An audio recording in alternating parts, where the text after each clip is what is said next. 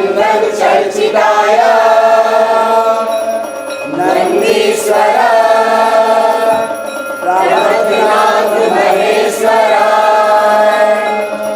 मंदार पुष्प बहुपुष्प सुपूजिताय तस्मै नकाराय नमः शिवाय।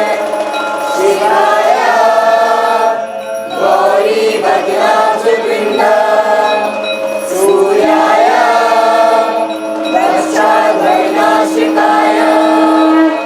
श्रीनीलकंठाय वृषध्वजाय तस्मै शिकाराय नमः शिवाय।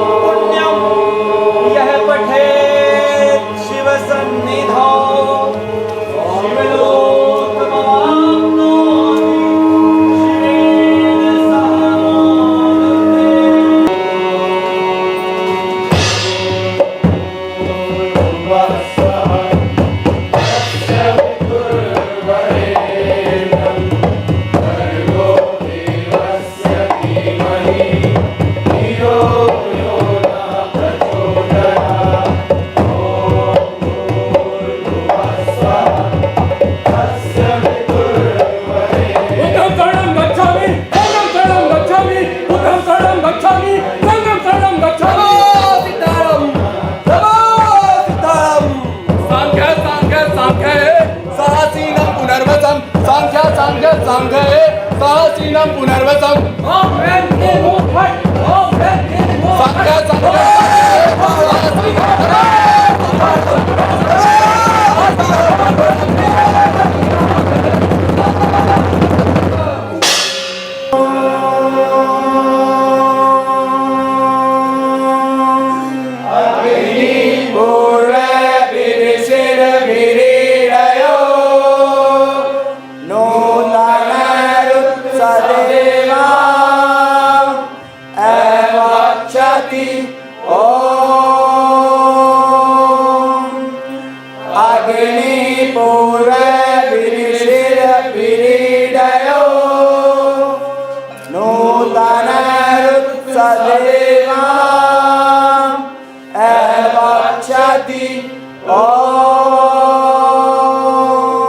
प्रणाम आचार्य। आयुष्मान भव। आइए शिव गुरु, कैसे आना हुआ? आपके दर्शन प्राप्त करने। शिव गुरु, आपका पुत्र शंकर तो बहुत होनहार है, अद्भुत है ये। इसको तो मलयालम में समस्त वेद, पुराण, उपनिषद, महाभारत, रामायण पहले से ही कंठस्थ। अब यही सब इसे संस्कृत में पढ़ाया जा रहा है। आश्चर्य होता है, एक बार जो भी सुन लेता है इसके मस्तिष्क में बस जाता है। बहुत आशाएं हैं इससे।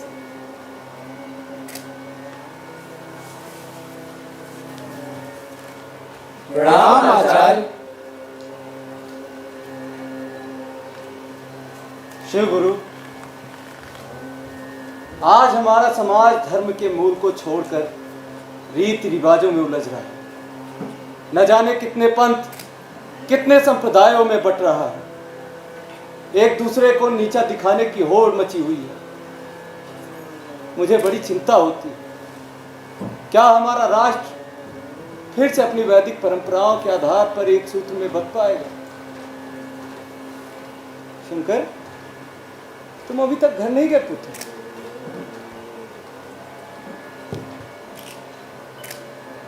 बहुत ही गंभीर बालक है। ईश्वर करे इसकी आयु लंबी हो। प्रणाम आचार्य।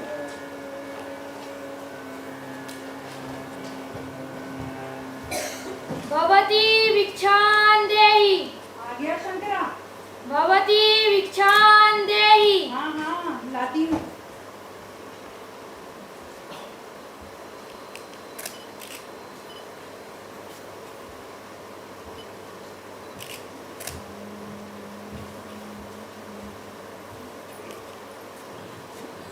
पुत्र शंकर, यहाँ आओ पुत्र। जी पिताजी।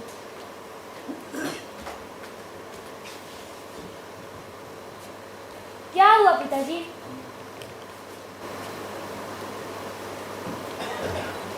पुत्र, संन्यास के पद पर जाने की मेरी बड़ी इच्छा थी, परंतु पिता ने आज्ञा नहीं दी। हमने बड़ी कठोर तपस्या की है पुत्र, तब तुम्हारा जन्म हुआ है। तुम हमारे लिए ही नहीं बल्कि संसार के लिए वरदान बनकर आए हो पुत्र। अपना कर्तव्य निभाना। अब मुझे जाना होगा। कहाँ पिताजी? अनंत की ओर। ये शरीर नाशवान है पुत्र। नाशवान? हाँ, नाशवान अर्थात मेरी मृत्यु होने वाली है पुत्र।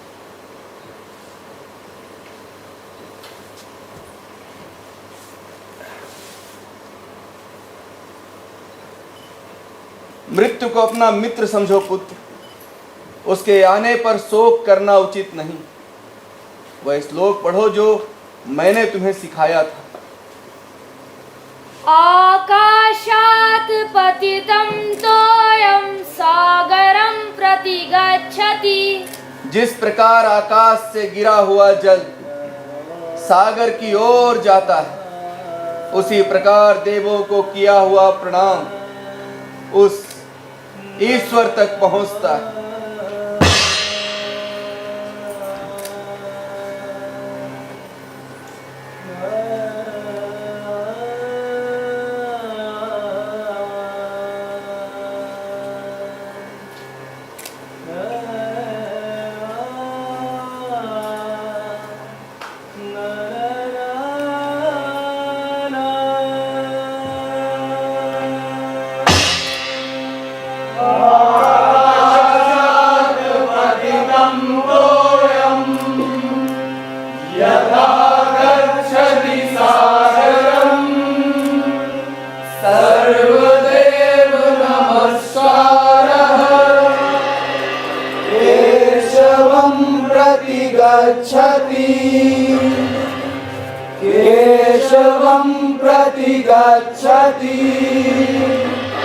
बात तो उस समय की है जब गुप्त साम्राज्य पतनशील था और यवनों का साम्राज्य दक्षिण एशिया तक फैलता जा रहा था। कन्नौज के महाराजा हर्षवर्धन की मृत्यु हो चुकी थी। नर्मदा के दोनों तटों पर राष्ट्रकूट साम्राज्य का बोलबाला था। उत्तर में प्रतिहारों, पूर्व में पालो और दक्षिण के चालुक्यों में लगातार संघर्ष हो रहे थे। भारत राजनीतिक रूप से नहीं धार्मिक रूप से भी बढ़ चुका था और हिंदू धर्म में 84 से भी अधिक संप्रदाय बन चुके थे। शैव, वैष्णव, सौर, गणपति, शाक्त, सांग जैसे अनेक संप्रदाय जो एक दूसरे को नीचा दिखाने में तत्पर थी। रह गया था उनके पास धर्म के नाम पर केवल आडंबर और कर्मकांड। बौद्ध धर्म तंत्र मंत्र के प्रभाव से अवनत की ओर चल चुका था।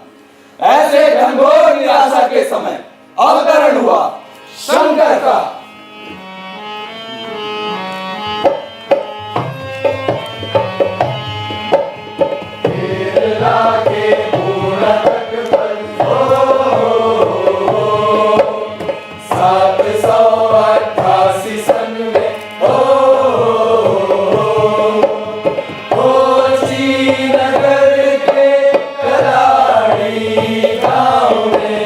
जन्म लिया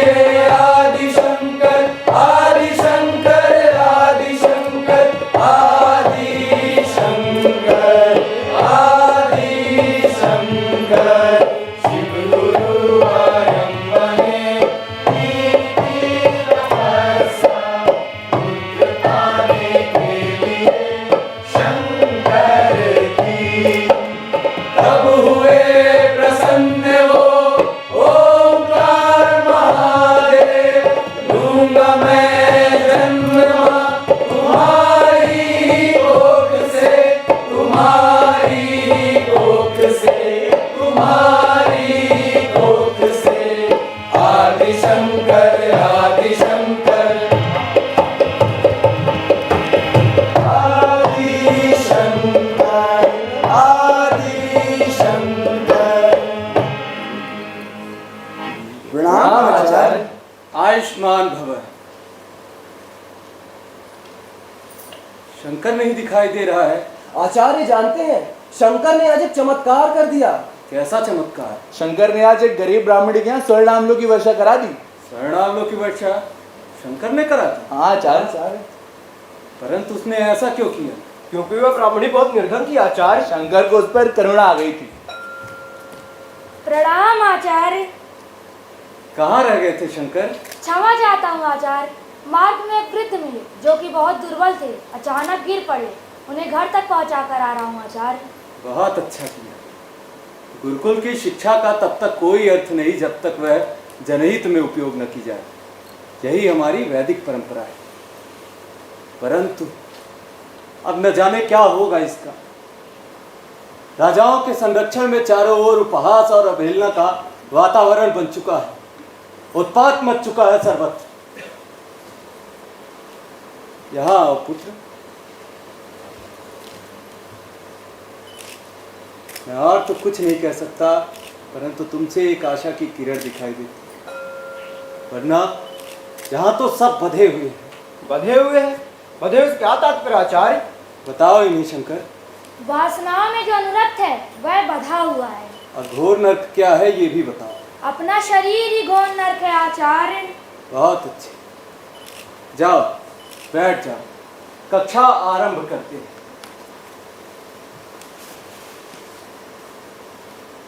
कुछ पूछना चाहते हो शंकर? हाँ आचार्य। पूछो। सभी लोगों को एक समान देखना कैसे संभव है? संन्यास से।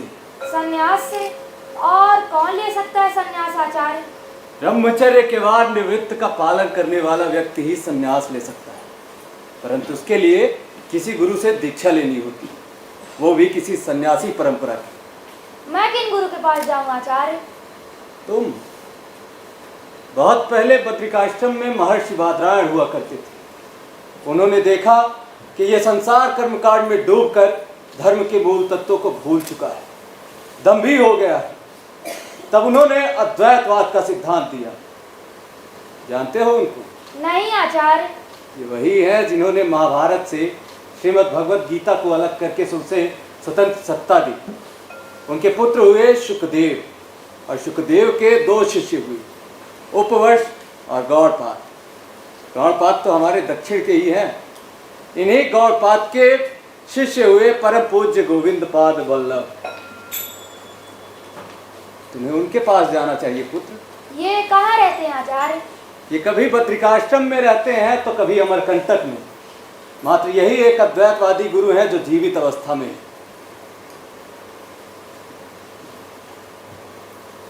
क्या सोचने लगे पुत्र? आचार्य, क्या मैं संन्यास ग्रहण कर सकता हूँ? हाँ, यद्यपि तुम्हारी आयु 8 वर्ष है, किंतु तुम अपनी कुशाग्र बुद्धि से न्याय, सांख्य, पातंजल, वैशेषिक आदि शास्त्रों में पारंगत हो। तुम में संन्यास धारण करने की संपूर्ण योग्यता है। परंतु क्या तुम्हारी माता तुम्हें अनुमति देंगी?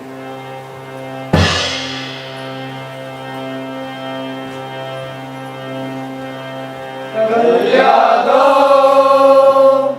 द्विशास्त्रान्ते लोकानुग्रह काम्यया चतुर्भिः शिष्यसु शंकरो अवतरिष्यति। कल्यादो द्विशास्त्रान्ते लोकानुग्रह काम्यया चतुर्भिः शिष्यस्तु शंकरो अवतरिष्यति।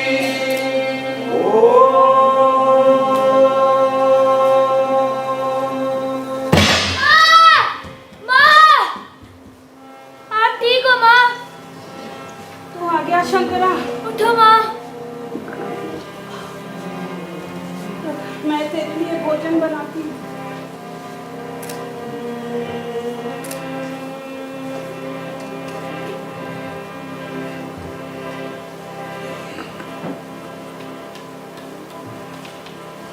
माँ को कितना कष्ट होता है इतनी दूर से पानी लाने में।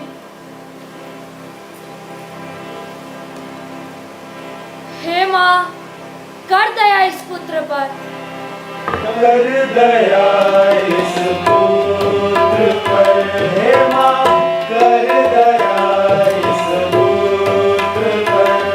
माँ को तनिक विश्राम दे, माँ को तनिक विश्राम दे। दूर जाती है ये बेटा, दूर जाती है ये बेटा। उसकी पैर पर ध्यान दे, उसकी पैर पर ध्यान दे। कर दया इस पुत्र पर, कर दया इस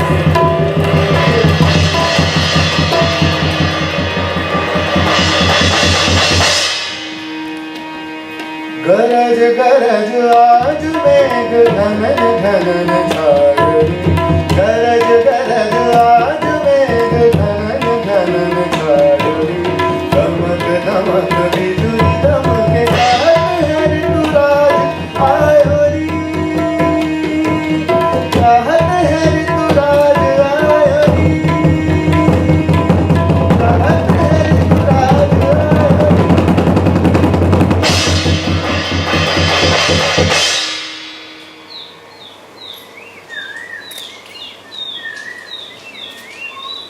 रात भर वर्षा हुई। इतनी घनघोर वर्षा तो आज तक नहीं देखी मैंने। अरे ये क्या? शंकरा, शंकरा, क्या हुआ माँ? यहाँ देख तो।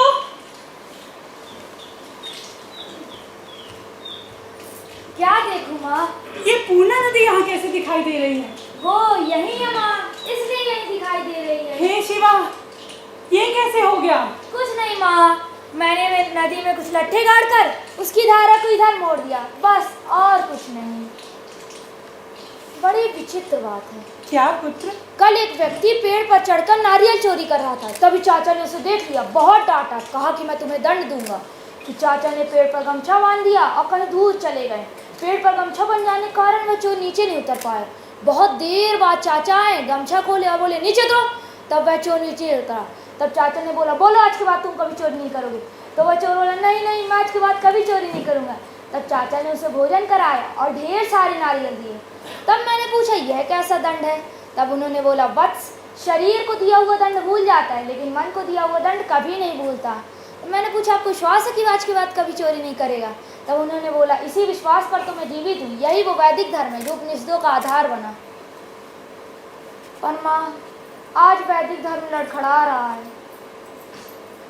माँ, आज वैदिक धर्म लड़खड़ा रहा है।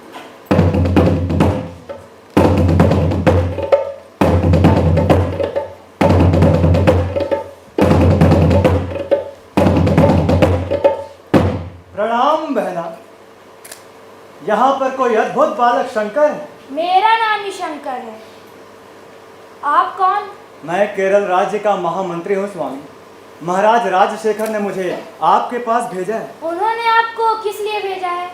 इस समय केरल नरेश के समान न कोई योद्धा है और न ही कोई बौद्धिक, परंतु ईश्वर की न जाने कैसी कोप दृष्टि है कि नहीं संतान है।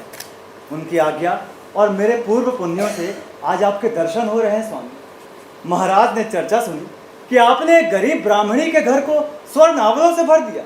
इतना ही नहीं, इन्होंने पूर्णा नदी की धारा भी बदल दी। ऐसे चमत्कार तो मात्र सिद्ध संत महात्मा ही कर सकते हैं स्वामी। इसीलिए महाराज ने आपके लिए धनराशि और दोष रहित एक हाथी दान में दिया है। बाहर खड़ा है, आप देख सकते हैं स्वामी। साथ ही महाराज ने यह भी कहा है कि आप राजमहल में एक बार पधार कर उसे अपनी चरण धूलि से पवित्र करें स्वामी, पवित्र करें। महामंत्री जी, हम ब्रह्मचारियों का भोजन तो भिक्षा से मिलने वाला रूखा सूखा अन्न है। ओढ़ने के लिए मृगचर्य, नियमित गुरु सेवा और संध्या वंदन ही हमारा कर्म है। भला में हाथी घोड़ों से क्या काम। हाँ, महाराज से कहिएगा कि एक राजा का धर्म होता है कि वह धर्म माँ के अखिल वर्णों को ऋण मुक्त कर दे, उन्हें प्रलोभन देकर विपदगामी न बनाए और यह धनराशि गरीबों में बांट दीजिएगा। और महाराज से कहिएगा उन्हें शीघ्र संतान प्राप्ति हो। बहुत अच्छा प्रभु। प्रणाम बहना।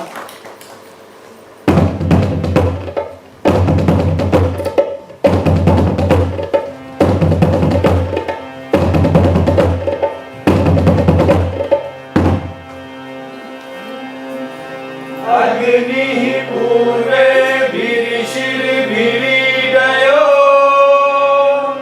नूतन ऋत सदेवा वक्षति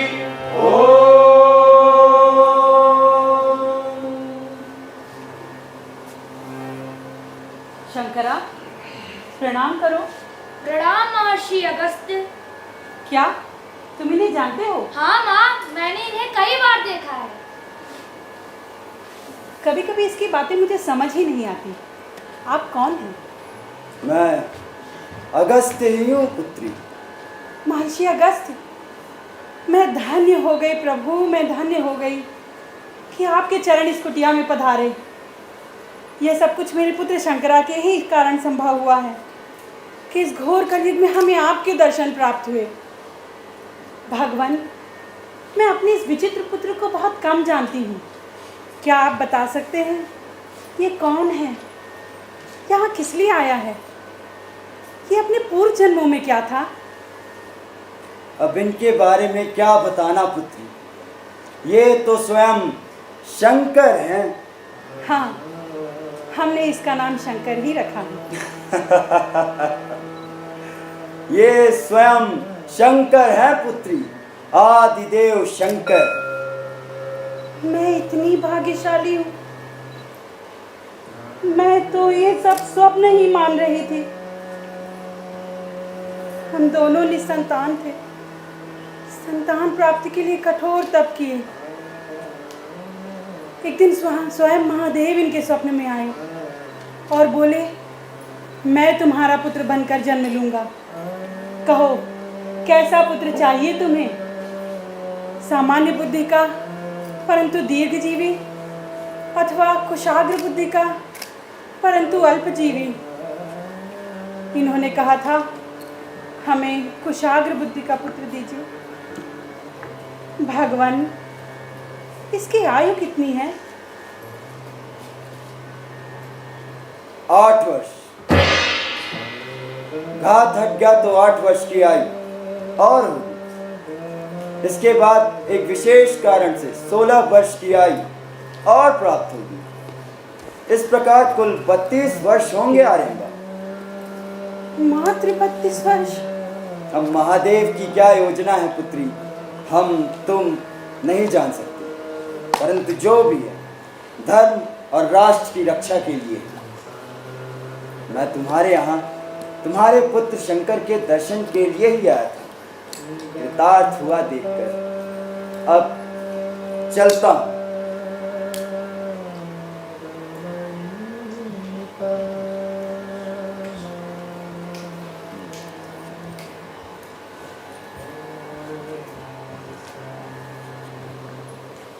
माँ, शंकरा, शरीर तो रेशम की ध्वजा के समान चंचल होता है।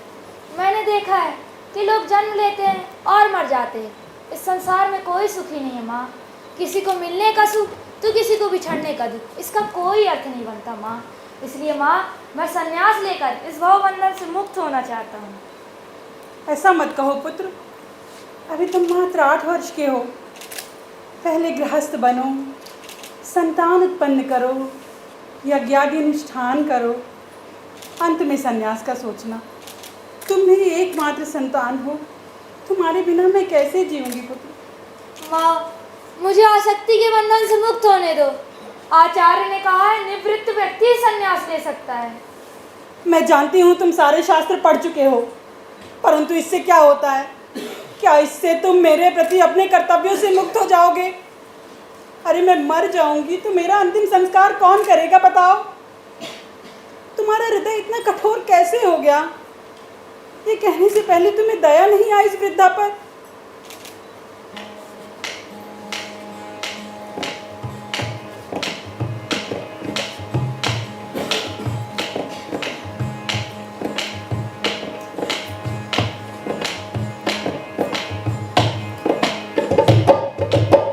सन्यासी के लिए श्राद्ध कर्म की वर्जना है, सन्यासी के लिए श्राद्ध कर्म की वर्जना। इसीलिए माँ ने कहा था कि वो कर दे मना, इसीलिए माँ ने कहा था कि वो कर दे मना। बने न बेटा सन्यासी, माँ की ये इच्छा रही, किंतु अब तो शंकरा ने मन में निश्चय कर लिया, किंतु अब तो शंकरा ने मन में निश्चय कर लिया, मन में निश्चय कर लिया, मन में निश्चय कर लिया।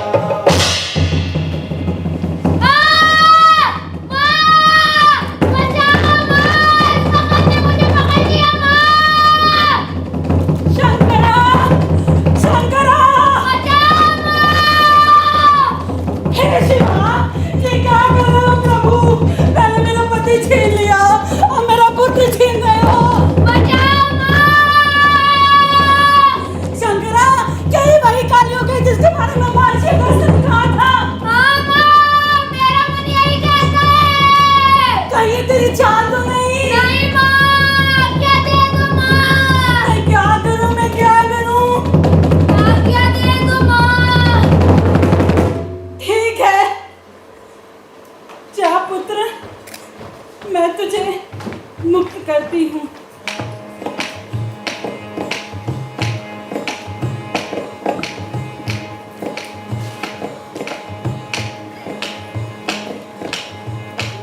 माँ, जानती हो नचिकेता की इच्छा क्या थी? सत्य जानने की। और यही इच्छा सबके मन में होनी चाहिए। मैं भी सत्य की खोज में ही जा रहा हूँ माँ, आचार्य गोविंद पाद के पास। जो हमारे अपने संबंधी हमारा धन लेंगे, वो तुम्हारा ध्यान भी रखेंगे माँ। और मरने के बाद लोक लाज बचाने के लिए तुम्हारी अंतिम क्रिया भी करेंगे। तुम क्यों डरती हो माँ? नहीं, मेरा अंतिम संस्कार मात्र तुम करोगे, अन्यथा तुम्हें जन्म देने का हमें कौन सा फल मिला? ठीक है माँ, दिन हो या रात, जब भी तुम मेरा चिंतन करोगी, मैं सारे नियम तोड़कर तुम्हारे पास आ जाऊंगा। ये कभी मत सोचना कि शिशु ने एक अनाथ विधवा को छोड़कर संन्यास ग्रहण किया है।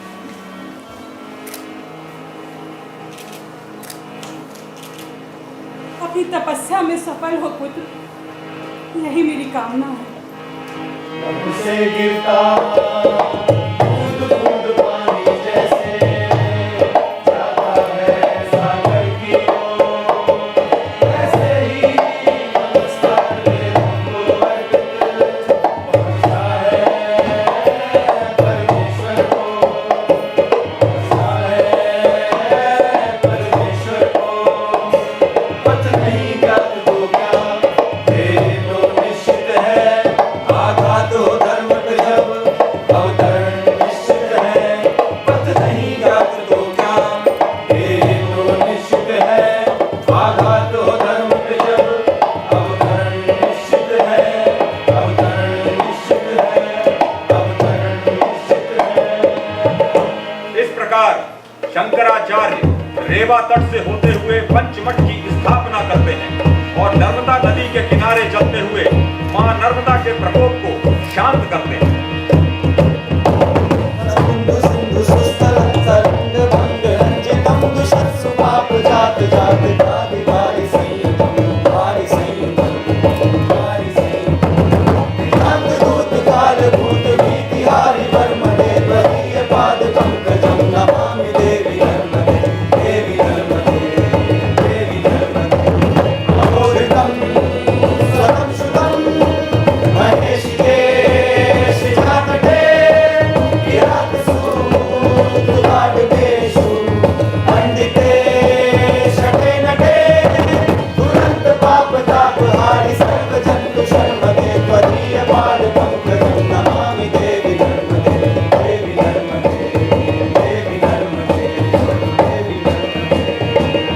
फिर शंकराचार्य पहुंचते हैं गुरु गोविंद पाद वल्लभ जी के पास। नमामि देवी नर्मदे, नमामि देवी नर्मदे, नमामि देवी नर्मदे। कौन हो तुम बालक? मेरा नाम शंकर है। इतनी भीषण अवस्था में यहाँ क्या कर रहे हो तुम? भगवान गोविंद पाद सदगुरु की शरण में आया हूँ।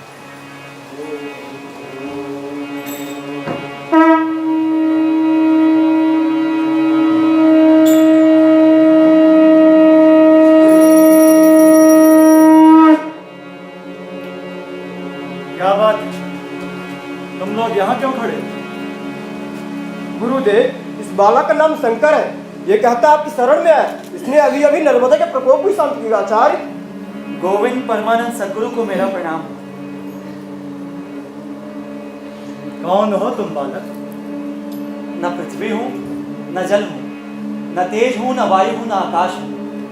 उनके गुण भी नहीं, इंद्रियां भी नहीं।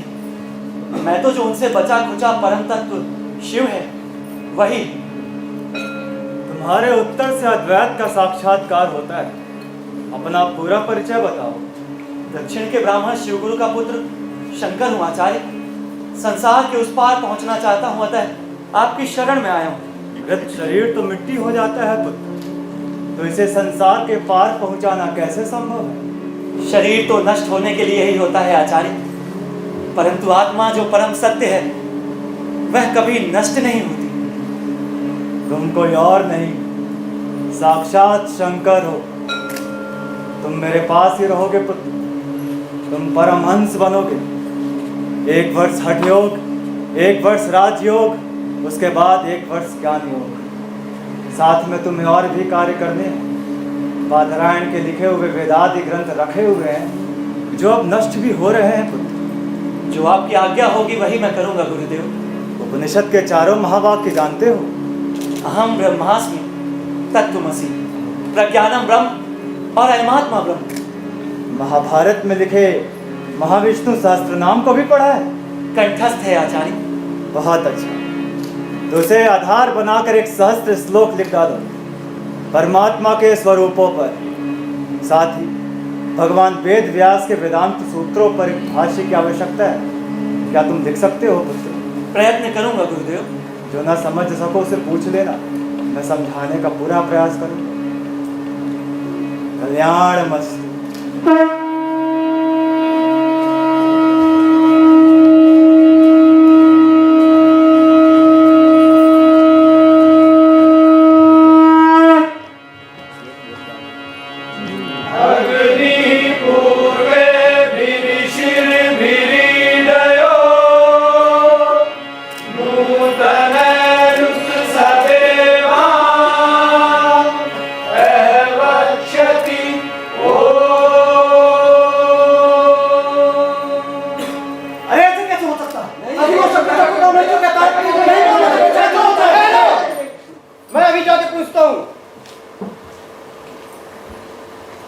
शंकर, तुम सबको ब्राह्मण क्यों कहते रहते हो?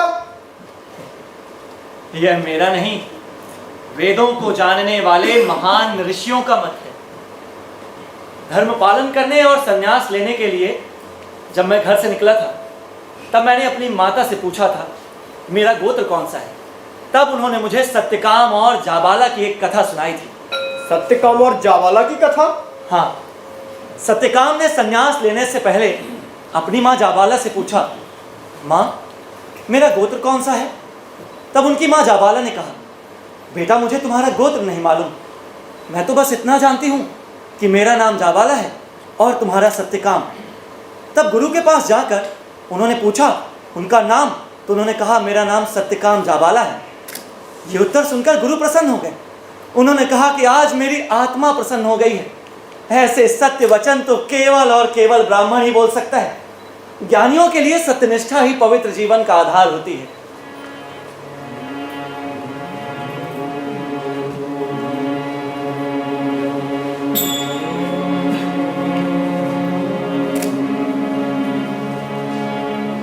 ये क्या है शंकर? विष्णु सहस्त्र नाम के आधार पर एक सहस्त्र श्लोक है गुरुदेव। और बाकी दो? ये वे भाष्य हैं जिनकी रचना करने का कार्य आपने सौंपा था। तुमने लिख लिया? आपकी ही कृपा से गुरुदेव।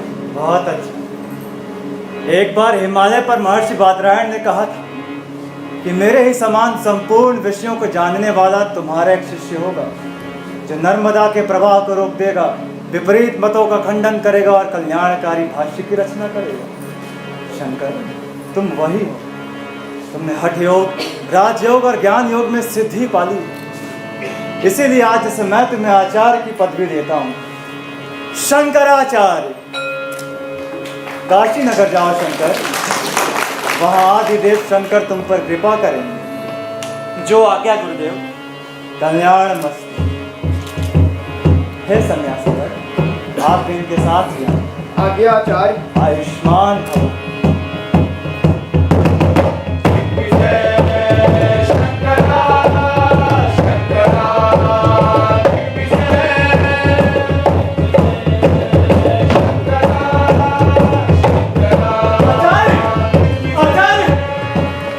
आचार्य, मैं सानंदन आचार्य आपके चरणों में स्वयं को समर्पित करता हूँ। उठो सानंदन, तुम तो अभी गंगा के उस पार थे, इतनी शीघ्रता से इस पार कैसे आ गए भला? मैं नहीं जानता आचार्य, जो भी है आपकी ही कृपा है। अव्यक्त वाणी भी सुन लेते हो। माँ गंगा ने तुम्हारे पदों के नीचे कमल खिला दिए, तुम उन्हीं पर से इस पार आए हो, अतः आज से तुम्हारा नाम पद्मपाद होगा। आओ, हमें आगे बढ़ना होगा।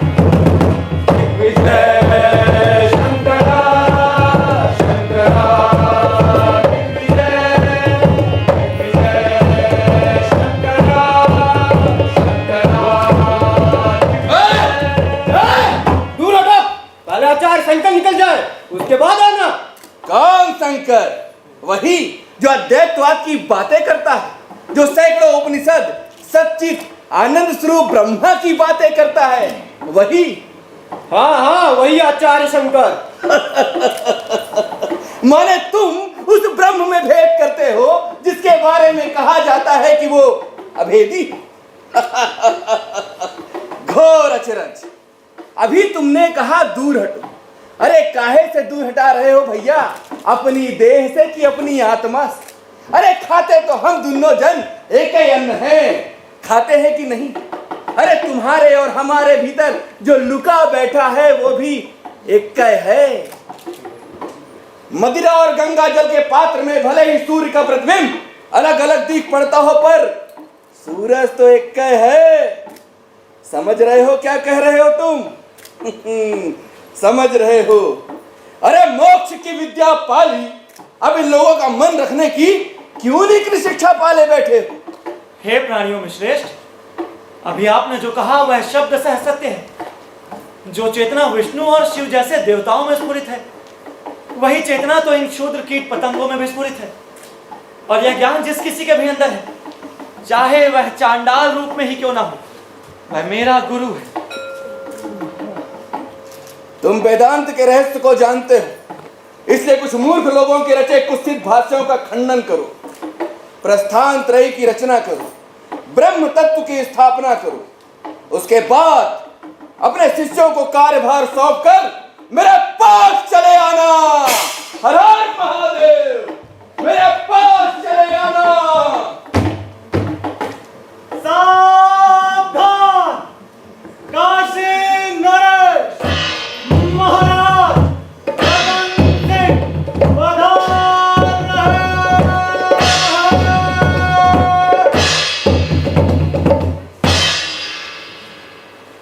हे स्वामी, आपके चरणों में मेरा प्रणाम। मैं काशी नरेश रतन सिंह आपसे विनम्र अनुरोध करता हूं कि अब आप यहां से कहीं न जाए स्वामी। आपके चरणों से धरती पवित्र हो चुकी है, आप इसे अपना घर मानकर कृतार्थ करें स्वामी। नहीं महाराज, मैं तो एक पथिक शिक्षक हूँ। अपने दार्शनिक दृष्टिकोण को भारत के सभी हिस्सों में प्रसारित करने का दायित्व है मेरा। मैं एक जगह स्थिर नहीं हो सकता। अभी तो मैं हिमालय की ओर जा रहा हूँ। हिमालय? हाँ, पहले प्रयागराज और उसके पश्चात गंगा के तीरे तीरे गोमुख तक। इतनी दूर की यात्रा, वो भी पैदल स्वामी? मुझे कुछ नहीं करना है, कोई एक शक्ति है जो मुझे वहां बुला रही है, और सारा का सारा प्रबंध वही शक्ति तो कर रही है। देवी सुरेश्वरी भगवती गंगे, देवी सुरेश्वरी भगवती गंगे, त्रिभुवन तारिणी तरल तरंगे, त्रिभुवन तारिणी तरल तरंगे, शंकर मौली बिहारी विमले, शंकर मौली बिहारी विमले, भगवती राजरी भगवती गंगे।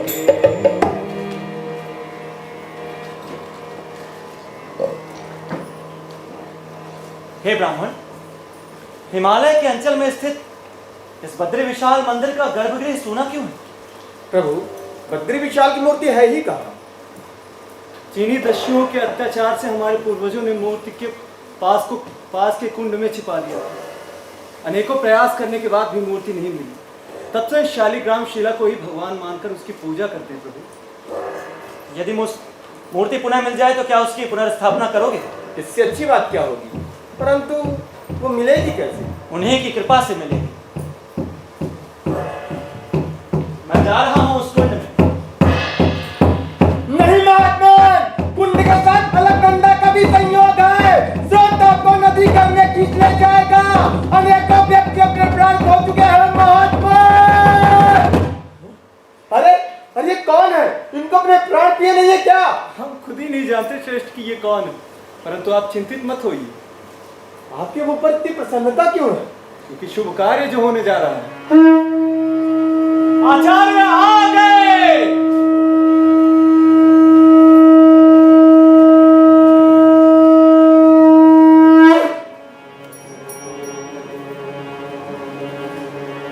तीन प्रयासों के पश्चात भी यही मूर्ति हाथ लगी। कलयुग में इसी भग्न विग्रह की पूजा होगी। मूर्ति पुनर्स्थापना की तैयारी कीजिए।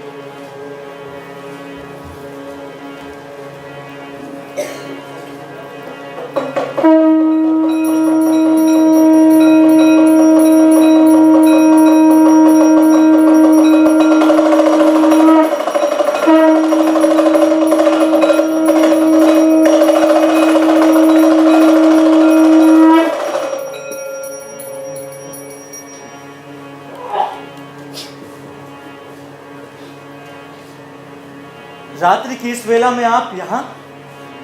बहुत सुंदर कार्य कर रहे हो पुत्र। तुम मेरे पुत्र सुखदेव के समान ही स्नेह पात्र हो।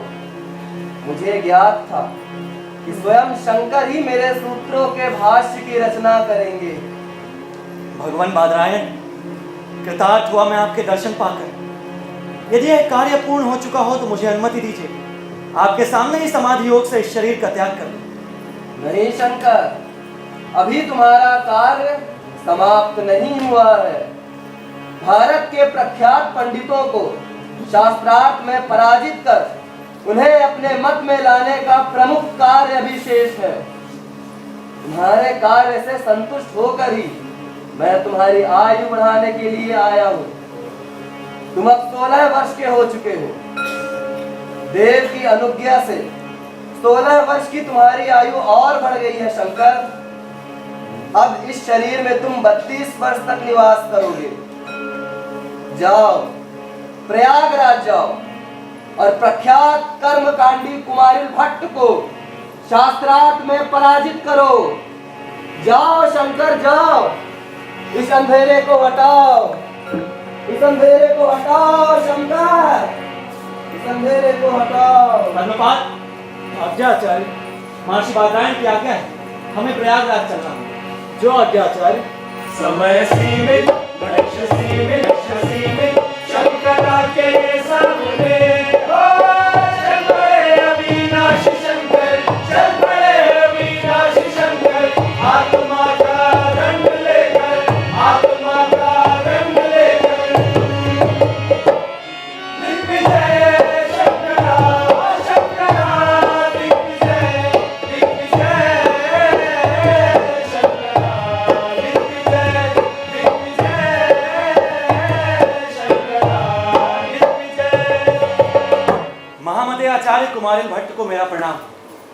मेरा नाम शंकर है। बस और कुछ कहने की आवश्यकता नहीं। कृतार्थ हुआ आपके दर्शन पाकर। कहिए आचार्य शंकर, कैसे आना हुआ? आपको इस अवस्था में देखकर प्रथम प्रश्न का अधिकारी तो मैं हूं आचार्य। अवश्य। आत्मदाह कितना अनुचित कार्य है, यह बात आपसे कहना मूर्खता होगी, किंतु फिर भी मैं बस इतना जानना चाहता हूं कि आप यह अनुचित कार्य क्यों कर रहे हैं आचार्य? 2 महापापों का प्रायश्चित कर रहा हूं आचार्य शंकर। पहला तो ये कि एक बौद्ध गुरु के यहाँ छद्म रूप से मैं उनका शिष्य बनकर रहा, ताकि उनका एक प्रखर आलोचक बन सके, और बना भी, परंतु अपने ही गुरु को छल देकर। और दूसरा महापाप मैंने ये किया कि कर्म कांड दर्शन को प्रतिपादित करने के लिए मैंने अपनी ही आत्मा की अवहेलना करके ईश्वर के अस्तित्व को ही नकार दिया आचार्य शंकर। इसलिए मेरा आत्मदाह करना आवश्यक है। प्रायश्चित करने के और भी अनेक मार्ग हैं आचार्य। मेरी आपसे विनती है कि आप कृपया इस मार्ग का त्याग कर दें। आप बहुत विलंब से आए हैं आचार्य। जानता हूं, और यह भी जानता हूं कि मैंने आपसे शास्त्रार्थ करने का अवसर अब खो दिया है आचार्य। परंतु आप निराश न हो। मुझसे भी अधिक श्रेष्ठ, मुझसे भी अधिक तर्क निपुण मेरा एक शिष्य है, मंडन मिश्र। माहिष्मति में है वो आचार्य। आप वहां जाएं। बहुत अच्छा कार्य किया है आचार्य आपने। मेरे लिए आधारशिला पहले ही तैयार कर रखी, इसके लिए कृतज्ञ नतमस्तक हूं आचार्य।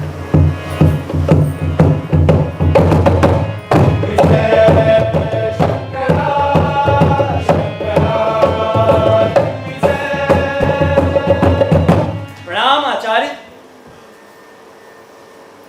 कुतोदंडी। आगलान दंडी। मैं आपके मार्ग के विषय में पूछ रहा हूँ कि आप कहाँ से पधार गए हैं। हमारे घर में द्वारपालों की आंख बचाकर ये चोर की तरह कैसे घुसा है तुम? किंतु आया तो एक चोर के यहाँ ही हूं ना। चोर और मैं? भिक्षुओं को बिना कोई अन्न दिए सारा भोजन स्वयं कर लेना, ये चोरी नहीं तो और क्या है आचार्य? श्राद्ध के समय मैं मूर्खों से भाषण नहीं करना चाहता। रसीले मधुर भोजन की इच्छा से ये जो सन्यासियों का वेश धारण कर रखा है, भिक्षा लो और आगे बढ़ो।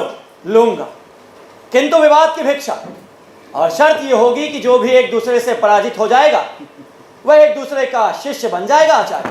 कौन हो तुम भाई जो मुझसे शास्त्रार्थ करने का साहस कर रहे हो?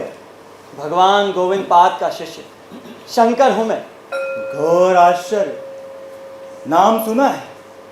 मेरे मन में बहुत दिनों से लालसा थी कि किसी विद्वान का उदय हो जिसके साथ मेरा शास्त्रार्थ हो। बड़े आनंद का विषय है कि विजय महोत्सव अपने आप उपस्थित हो गया।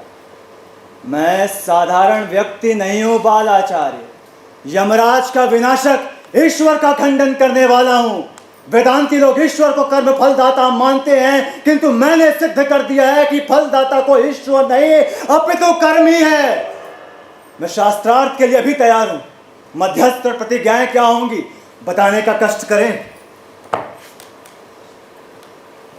माता, मेरी आपसे प्रार्थना है कि आप ही मध्यस्थता की अनुमति दें। स्वीकार है।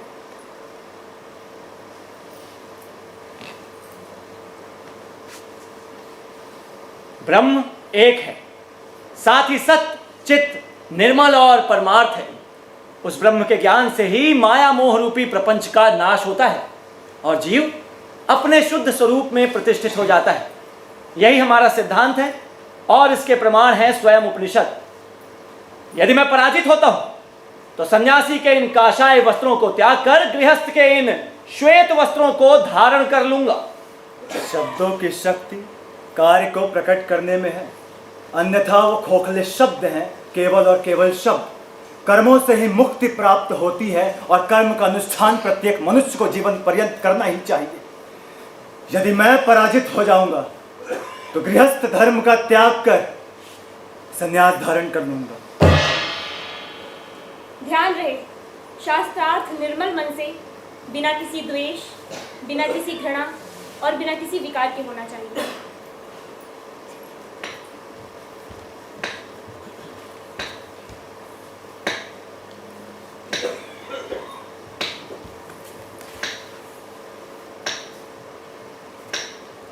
एक बात का विशेष ध्यान रखें, जिसकी माला मुरझा जाएगी वही पराजित समझा जाएगा।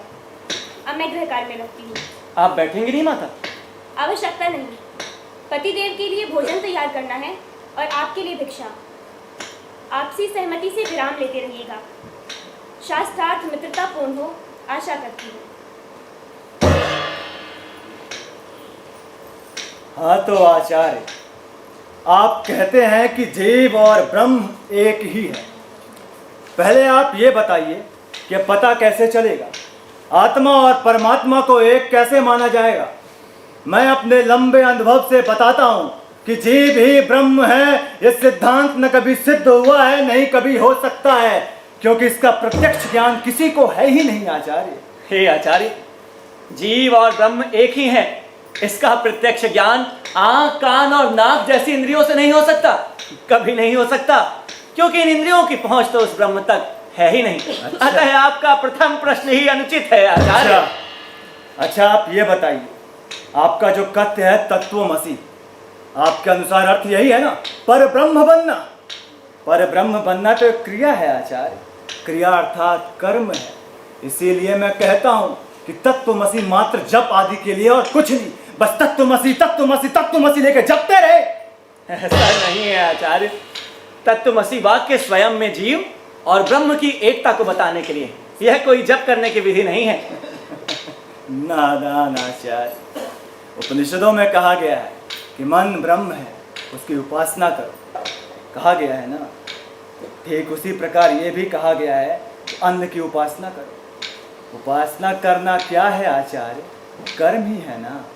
इसीलिए कहता हूँ कि तत्वमसि और हम ब्रह्मास्मि जैसा वाक्य केवल और केवल उपासना कारक है और कुछ नहीं आचार्य। ऐसा नहीं है आचार्य, आप ब्रह्म में हैं। तत्वमसि वाक्य में असि शब्द तो वर्तमान काल का बोधक है, जिसका अर्थ होता है तू वही है। तो फिर इसका अर्थ उपासना को लेकर भला कैसे हो सकता है? बाल है, चलो छोड़ो। पहले ये बताओ कि श्रुति में प्रतिष्ठा की कामना करने वाले व्यक्ति को श्रवण के लिए कहा गया है, ठीक उसी प्रकार श्रवण के बाद मनन करने के लिए भी कहा गया है। ब्रह्माविद ब्रह्म ही हो जाता है, ये भी कहा गया है। कहा गया है ना आचार्य। अर्थ क्या हुआ? यही ना कि जीव ब्रह्म का ध्यान करके उसकी उपासना करे। तात्पर्य यह है आचार्य कि ब्रह्म की उपासना नामक कर्म करके ही मोक्ष की प्राप्ति होती है। अब तो आप मानेंगे आचार्य। तो क्या आपके कहने का तात्पर्य यह है कि उपासना करने का फल ही मोक्ष है आचार्य? हाँ, यही है। तब तो मोक्ष अनित्य हुआ ना? अनित्य हुआ, पर वो कैसे? क्योंकि आप भी जानते हैं मोक्ष तो कभी नष्ट होने वाली वस्तु नहीं है ना आचार्य। आप भी जानते हैं कर्म व्यक्ति के अधीन होता है। व्यक्ति यदि कर्म करेगा तो कर्म है, नहीं करेगा तो नहीं है। परंतु ज्ञान ऐसा नहीं है, ज्ञान व्यक्ति के अधीन नहीं होता है। जिस प्रकार अग्नि की उष्णता के ज्ञान के लिए किसी कर्मकांड मंत्र जाप आदि की आवश्यकता नहीं होती। मंडूक उपनिषद में कहा गया है परम तत्व के दर्शन करने वाले विद्वान के सारे कर्म क्षीण हो जाते हैं। तैत्तिरीय उपनिषद में कहा गया है ब्रह्म के आनंद को जानने वाला किसी से भय नहीं करता। मैं ब्रह्म हूँ, यही अनुभूति होती है ज्ञान अवस्था में। मोक्ष भी ब्रह्म ज्ञान के बाद ही प्राप्त होता है आचार्य। श्रुतियां इसका प्रमाण है। तो फिर कर्मों की आवश्यकता ब्रह्म ज्ञान के बाद कहाँ रह जाती है आचार्य?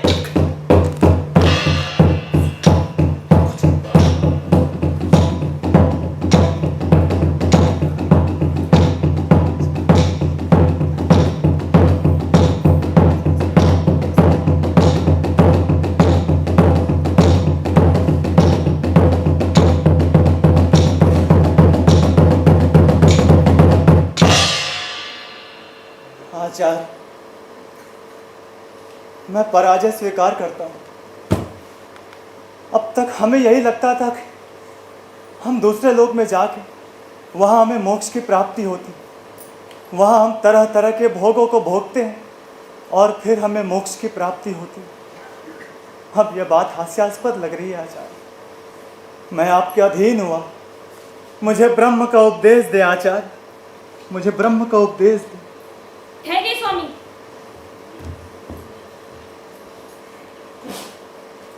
आपके कंठ की माला बता रही है कि आप आचार्य शंकर से पराजित हुए हैं। परंतु आचार्य शंकर, आपकी यह विजय तभी पूर्ण होगी जब आप मुझे भी शास्त्रार्थ में पराजित करेंगे। तो माता?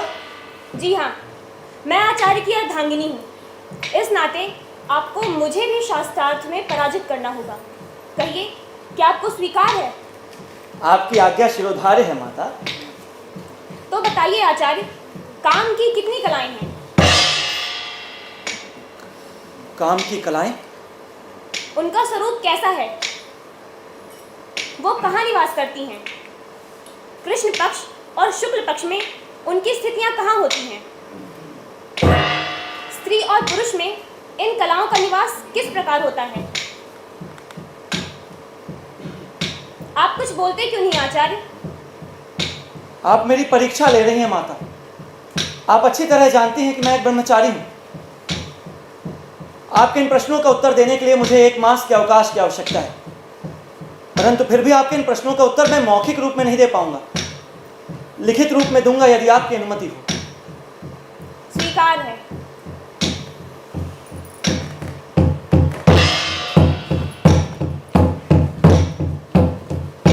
और इस प्रकार शंकराचार्य ने 1 मास तक राजा के शरीर में निवास किया और ठीक 1 मास के बाद उदय भारती के सभी प्रश्नों का उत्तर लिखित रूप में लेकर उनके समक्ष उपस्थित हुए।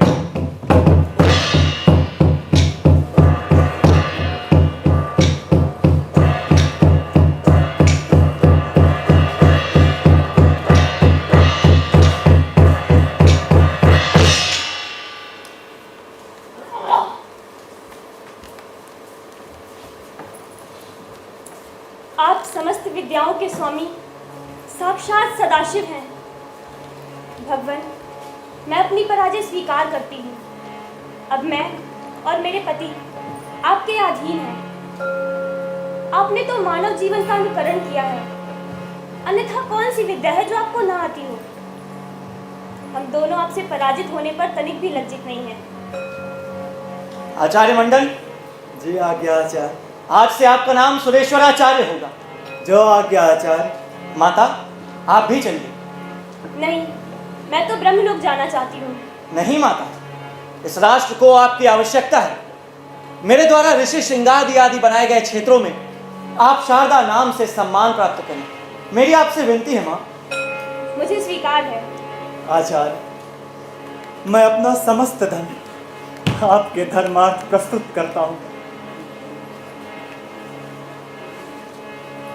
अनेक प्रकार के देवी देवताओं के स्थान पर मेरी घोषणा है कि सभी लोग पंचायतन का पालन करें। विष्णु, शुक्र, शक्ति, गणपति और सूर्य की पूजा। जो लोग वेद विरोधी हों, अद्वैतवाद अर्थात जीव और ब्रह्म की एकता को ना मानते हों, उन्हें मेरा शास्त्रार्थ के लिए आह्वान है।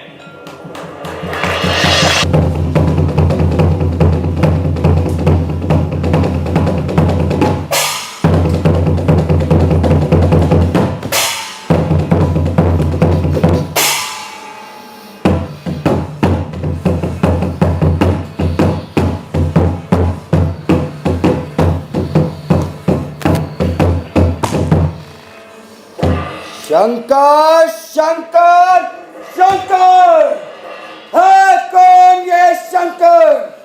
कभी हमारे सामने आए तो बताएं वास्तविक शंकर कौन है?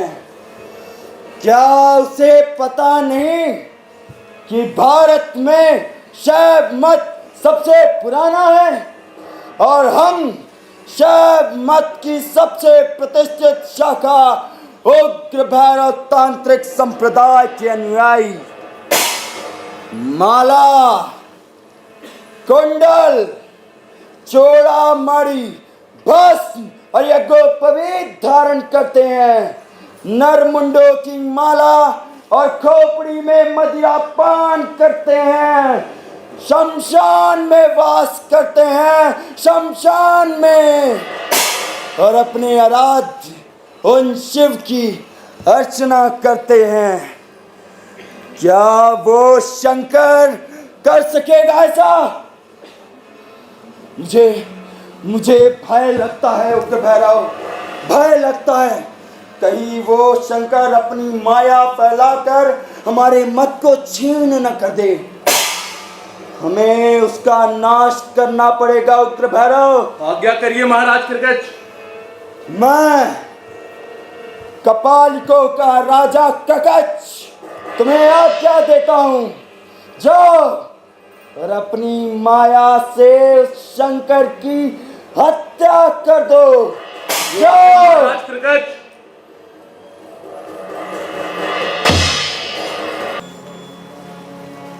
क्या देख रहे हैं आचार्य? कितना अद्भुत स्थल है यह। समीप ही नदी भी है। क्यों ना आज हम यहीं रुकें? अच्छा विचार है आचार्य। मैं एकांत चाहता हूं। जो आज्ञा आचार्य।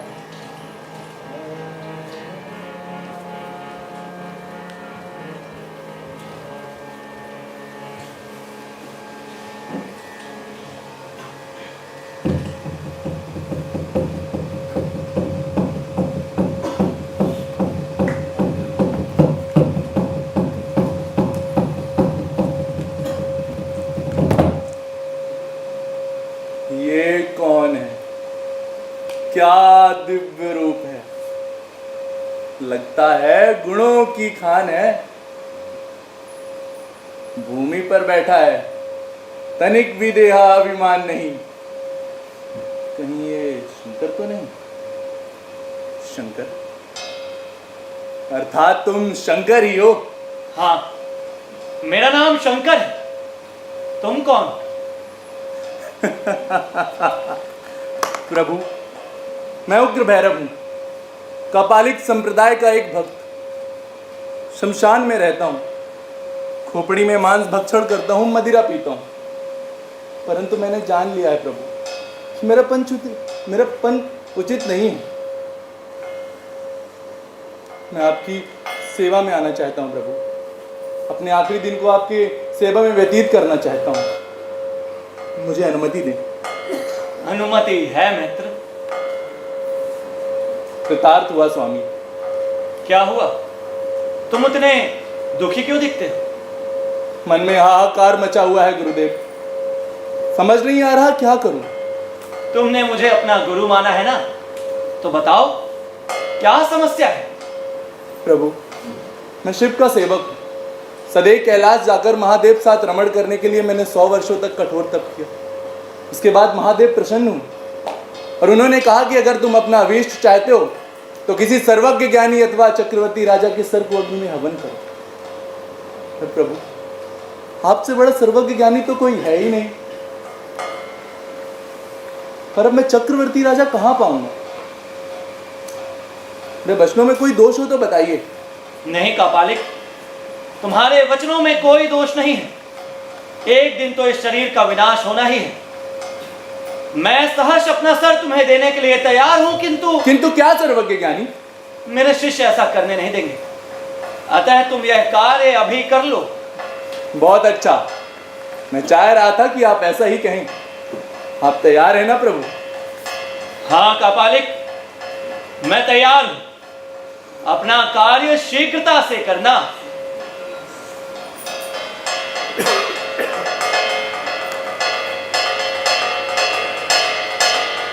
आचार्य!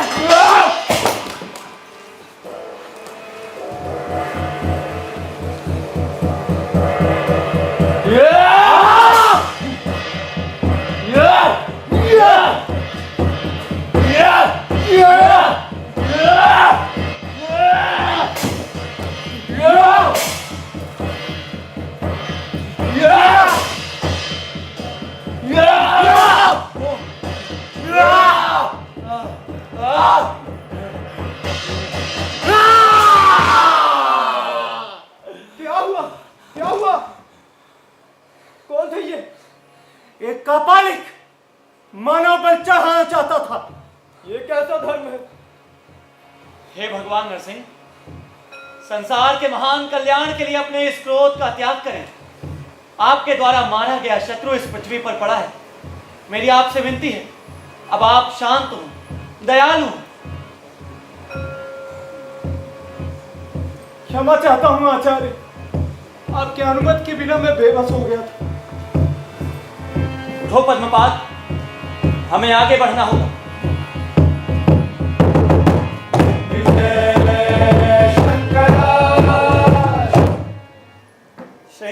पर तुंग नदी का तट। आहा, आचार्य, स्थानीय लोगों के सहयोग से यहाँ पर एक मठ का निर्माण कराइए। हम अब कुछ दिन यहीं रुकेंगे। जो आज्ञा आचार्य। आचार्य सुरेश्वर। जी आचार्य। मैं ब्रह्मसूत्र, उपनिषदों और श्रीमद् भगवद गीता पर भाष्य लिख चुका हूँ। आप सब भी वेदादि ग्रंथों की रचना कर रहे हैं। बेहद आवश्यक है यह कार्य, क्योंकि यह ज्ञान जन साधारण तक पहुंचना ही चाहिए, अन्यथा कोई अर्थ नहीं इस ज्ञान का। मैं कुछ समझा नहीं आचार्य। इतना ही पर्याप्त नहीं होगा। हमें संपूर्ण भारतवर्ष की यात्रा करनी होगी और अद्वैत मत को संपूर्ण भारत में प्रसारित करना होगा, तभी मेरा लक्ष्य पूरा हो पाएगा। ये तो बहुत ही उत्तम विचार है। शंकरा, शंकरा। माँ, क्या हुआ आचार्य? आपके माथे पर ये चिंता की रेखाएं? माँ पुकार रही है। मुझे कलाड़ी जाना होगा। आप सब यहीं रुकिएगा।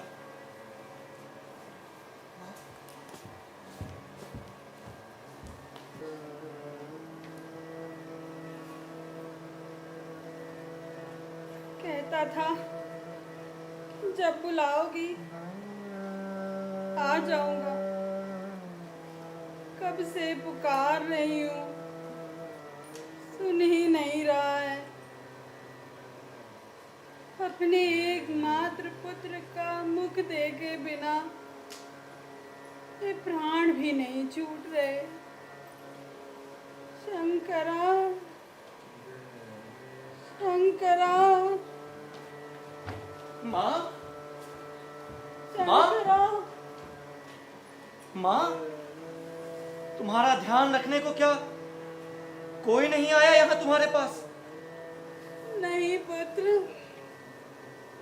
शंकरा, मैंने जो तेरे लिए धन भिजवाया था वो तुझे मिल गया था ना? हाँ माँ, मैंने उस धन से बद्रिकाश्रम में मंदिर का निर्माण कराया है। बहुत अच्छा किया पुत्र, बहुत अच्छा किया। तुम कैसी हो माँ? अब ये शरीर नहीं ढोया जाता पुत्र। प्राण देह से छूट नहीं रहे हैं। अब तू आ गया है ना, मुझको विदा करके ही जाना पुत्र, विदा करके ही जाना। कोई कहीं नहीं जाता माँ, कोई कहीं नहीं जाता। तुम मर जाओगी तो भी यही रहोगी। तुम्हारी आत्मा उस निराकार ब्रह्म में समाहित हो जाएगी।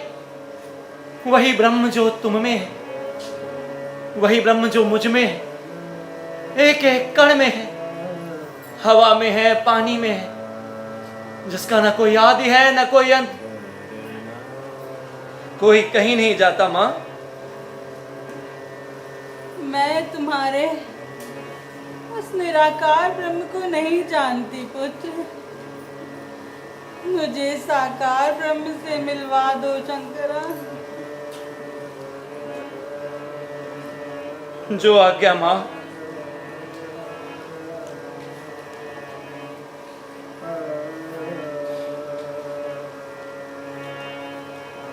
अविनय मपनय विष्णोदमय मनः शमय विस्मृत तृष्णाम भूत दयाम विस्तारय तारय संसार सागर तय।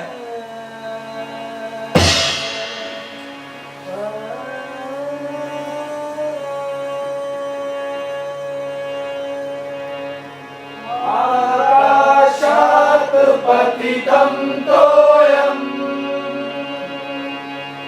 सागरं प्रति गच्छति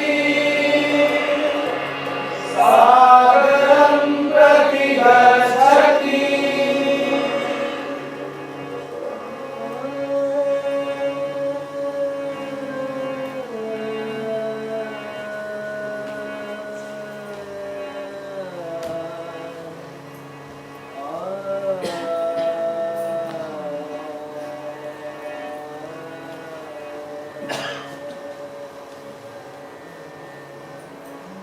हे मेरे बंधु बांधवों, हे मेरे कुटुंबियों,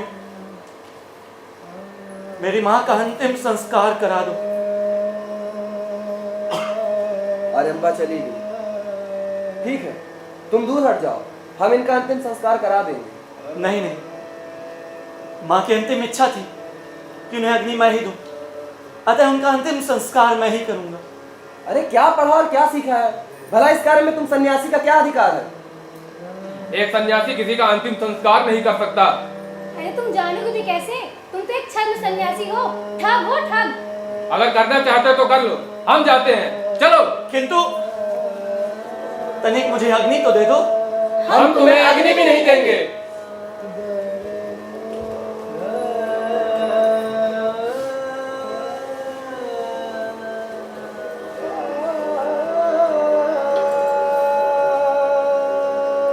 मैं तुम्हें शाप देता हूं कि तुम लोग ब्राह्मणों और वेदों से बहिष्कृत हो जाओगे। सन्यासी तुम्हारे यहां भिक्षा भी नहीं लेगा और तुम्हारे श्मशान तुम्हारे घरों में ही होंगे।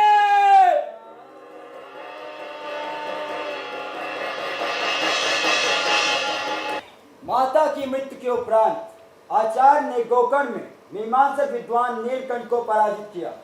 द्वारिका में 5 रात्रों को पराजित किया। उज्जैनी में भट्ट भास्कर को पराजित किया। बाल्हिक में जैनियों के साथ शास्त्रार्थ किया। असम गए और नीलगिरी को पराजित किया और नेपाल गए और वैदिक संस्कृति की पुनर्स्थापना की।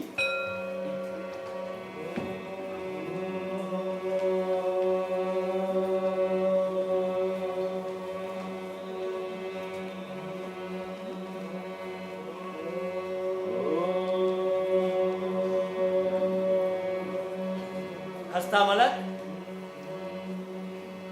आज्ञा आचार्य। भारतवर्ष के शीर्ष पश्चिम दिशा में प्रहरी के समान विराजे भगवान द्वारिकाधीश की छत्र छाया में हमारी पीठ होगी और उसे तुम संभालोगे। जो आज्ञा आचार्य। बोलो द्वारिकाधीश भगवान की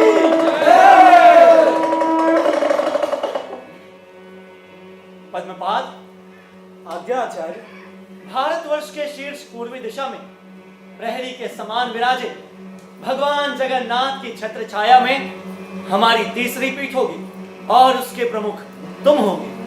आज्ञा शिरोधार्य है आचार्य। बोले जगन्नाथ भगवान की। टोटक, भारतवर्ष के शीर्ष उत्तर दिशा में हिमालय के प्रांगण में स्थित यह स्थल ज्योतिर्मठ के रूप में जाना जाएगा और इसके प्रमुख तुम होगे।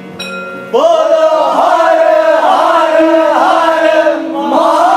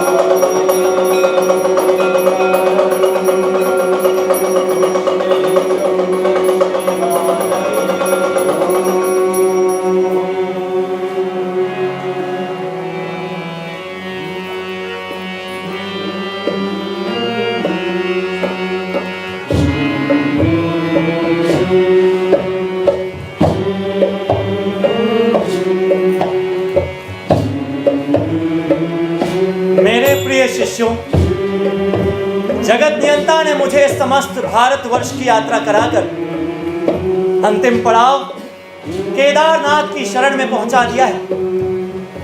जन कल्याण हेतु चारों पीठों की स्थापना हो चुकी है। उद्देश्य है वैदिक सनातन धर्म का प्रचार एवं प्रसार। आप चारों पीठाध्यक्ष सनातन धर्म के अभिभावक होंगे, ना कि इसके अधिष्ठाता। स्मरण रहे, हमारे सनातन वैदिक दर्शन में संपूर्ण विश्व का हित निहित है। इसे सूत्र वाक्य समझिए ताकि समूची मानवता का कल्याण हो। धनिक निर्धनों की चिंता करें, उनका पालन करें। अपने अपने कर्तव्य करते हुए सभी निश्चिंत रहें। इस जगत में कोई भी तुच्छ, अछूत और असहाय नहीं है। एक है जो सबको देखता है, एक समान दृष्टि से। वो कौन है? इसका ज्ञान सबको हो। मेरा कार्य संपन्न हुआ। आप सबका कल्याण।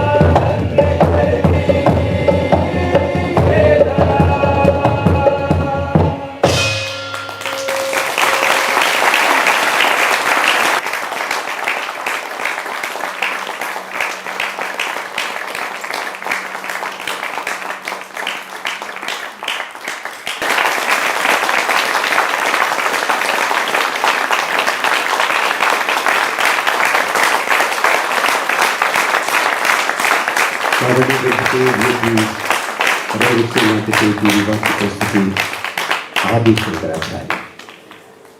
हम इस प्रस्तुति के निर्देशक श्री अंकित मिश्र से निवेदन करते हैं मंच पर पधारें और सभी कलाकारों का जो मंच और मंच पर हिस्सेदार रहे इस प्रस्तुति में उनका आपसे परिचय कराएं।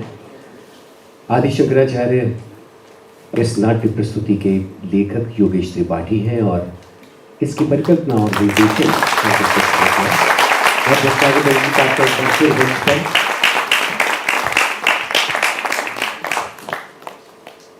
मुझे लगता है कि ये लोग स्वयं अपना परिचय देंगे तो ज़्यादा बेहतर होगा। सभी को नमस्ते। मैं विशेष कुमार मिश्रा और महर्षि अगस्त और प्रकच के किरदार में था। मैं माफ़ी चाहता हूँ। सबसे पहले मैं सबको बुला लेता हूँ, उसके बाद परिचय शुरू करता हूँ। म्यूजिक से अभिषेक दुबे, विभू सूरी, सिद्धार्थ दुबे, प्रभात, दिव्यांशु, लाइट में सौरभ, मेकअप में जतिन, प्रिया, आरती, सारे लोग आ जाएं। जो भी बैक स्टेज में हैं सारे लोग आ जाएं। सबसे निवेदन है प्लीज आ जाएं।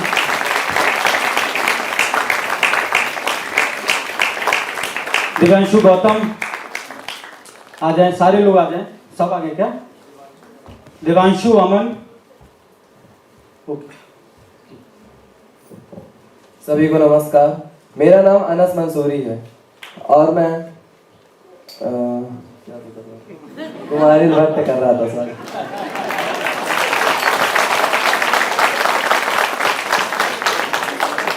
मेरा नाम राहुल पटेल है। मैं सन्यासी शिष्य का अभिनय कर रहा था। मेरा नाम सिद्धार्थ दयाल प्रजापति है।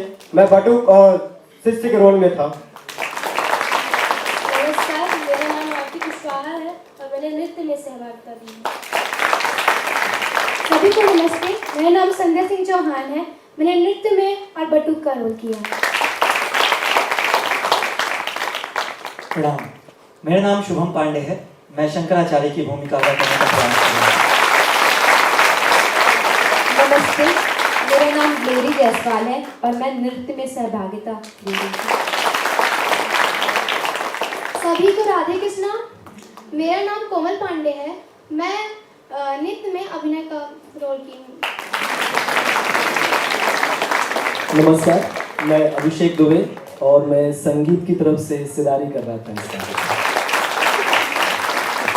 सभी को नमस्कार, मैं विभू सूरी हूँ, संगीत में था।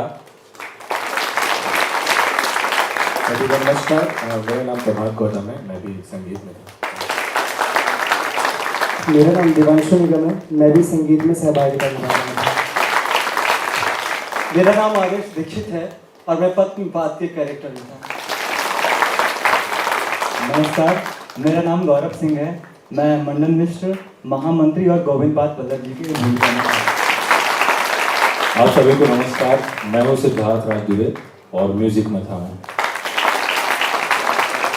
सभी को प्रणाम। मेरा नाम ऋचा पांडे है और मैं आरंभा की भूमिका में। नमस्कार, मैं आरती यादव। सभी को प्रणाम, मेरा नाम जीतू पांडे है। मैं नृत्य में और मगरमच्छ की भूमिका में था। सभी को नमस्कार, मेरा नाम साहिल मेहरा है और मैं शिष्य का रोल और पंडित का रोल निभा रहा था। सभी को, मेरा नाम रोहित सेन है। मैं बटुक और शिष्य के किरदार। आप सभी को नमस्कार, मेरा नाम लकी कुशवाहा है और मैं किरदार बटुक में था। मेरा नाम सार्थक पांडे है और मैंने छोटा शंकराचार्य के लिए। जय श्री राम। मैं राज तिवारी भोला, अखाड़ा प्रमुख बजरंग दल जिला रीवा। मैं शंकराचार्य के पिता एवं चांडाल की भूमिका में।